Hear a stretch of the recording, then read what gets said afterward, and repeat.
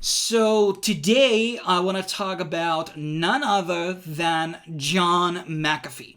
And I was really on the edge, would I make this video or not? But ultimately, I really wanted to bring my own unique point of view into John's life and his contributions to the crypto community. And John was truly one of those larger-than-life types of characters. He was living very crazy, wild lifestyle, and it amazes me that he made it to 75 despite being a heavy drug user, heavy drinker, and these last couple of years he must been under massive stress, being on the run from the government of Belize, United States, living on the down low, having his property, boat seized, ended up on jail, then breaking away from jail, faking his own heart attack. All of this crazy stuff that has happened in the last years or so just sound very crazy to me. And to believe this guy is 75, he looks, pretty young for his age even. So, I mean, he probably would have had even more stamina to continue this on if he hadn't ended up on prison. Now, when it comes to his, time in the crypto community, he's obviously someone who is received on, very mixed feelings, let's just say that, because he obviously went up and endorsed a bunch of ICOs and projects on his Twitter, and some people claim that he was a P&D artist and all of this stuff that he was involved in were scams. But truly, the thing is, there are still projects that he was part of that are still around today, like Skycoin, Apollo Currency, LuxCore, and a couple of others. So it's not like everything that John was part of being actually like, contributing to ended up being fails or scams or anything like that. So John truly, did something in the space.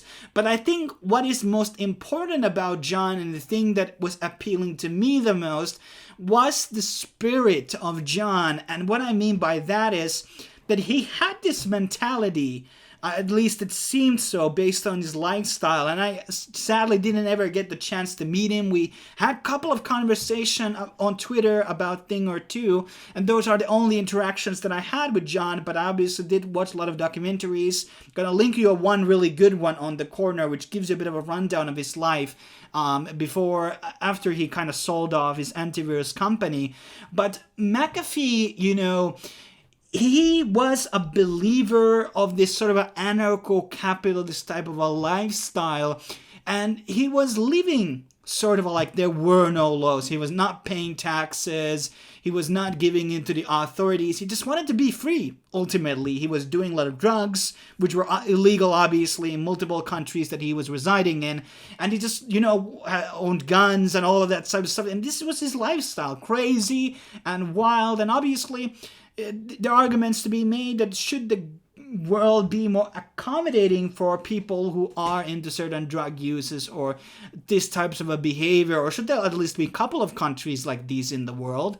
And I think some people have been, saying that, John was a criminal or something between those lines for not paying taxes. But ultimately, the way I see him is he is the true decentralized citizen, living on his boat and going to country, I mean, he was still paying for the food that he went to buy from the store and etc. And that is what we call a consensual taxation when the VAT is concerned. And this is type of a lifestyle that I am envisioning in the future. And I'm not saying the crazy wild stuff, but that we are not exactly the property of the government. And John, he was talking about financial privacy and taxation. A lot of libertarians always say it's theft, and I think it is theft when it's not consensual. When I go to a store and buy chocolate bar, I know there's a value-added tax on it, so I agree that there is a mutual agreement that I pay this, chocolate bar, and the value-added tax goes to the government, and the rest will go to the,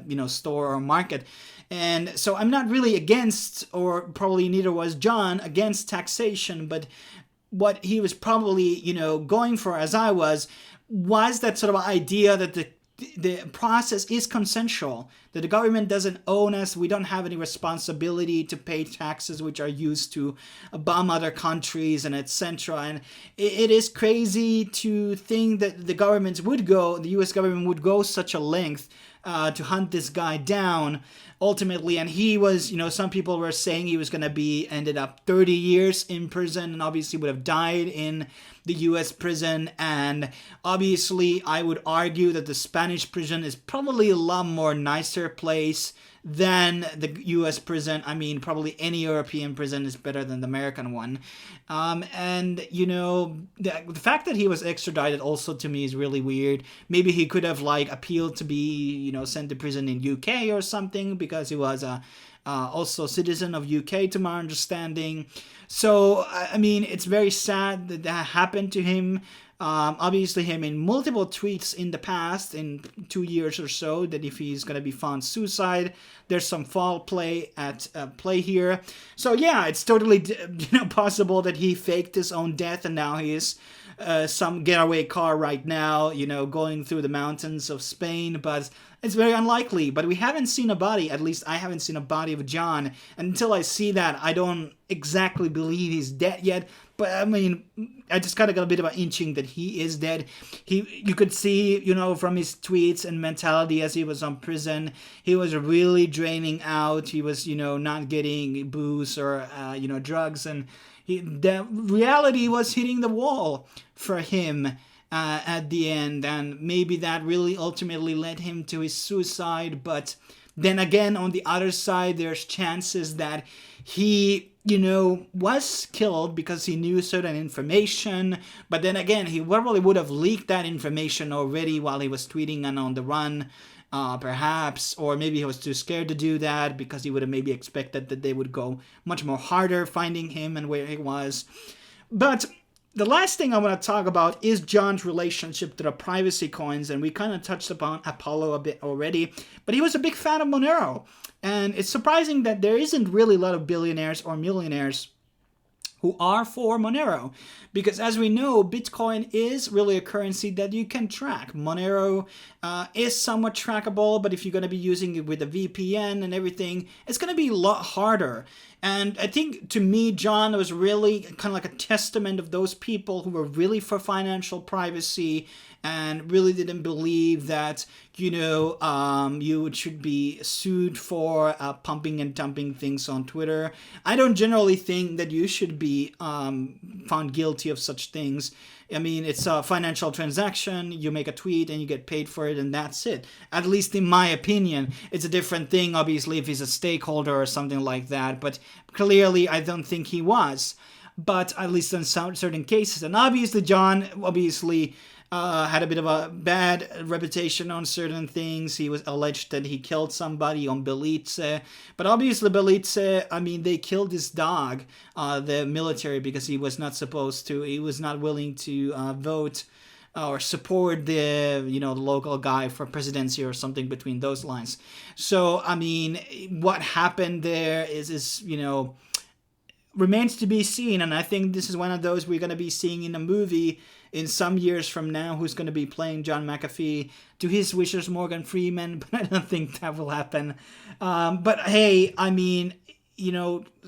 rest in peace, John, and, his legacy will kind of live on, and somebody will kind of take that privacy coin torch at some point, but he was like truly, in my opinion, the most biggest public image for a lot of privacy coins out there, and he really believed in it, and he invested money into Ghost and other things, even though they kind of failed in certain aspects. But I still, John did a lot for the crypto community, despite, doing a bit of P&D at the same time. But that is pretty much what I wanted to get off my chest. Who knows, we might hear more information about the John in the future, but yeah, we just lost one of our people in the crypto space, a significant person, and we will miss him. Thanks for watching. I'll see you soon.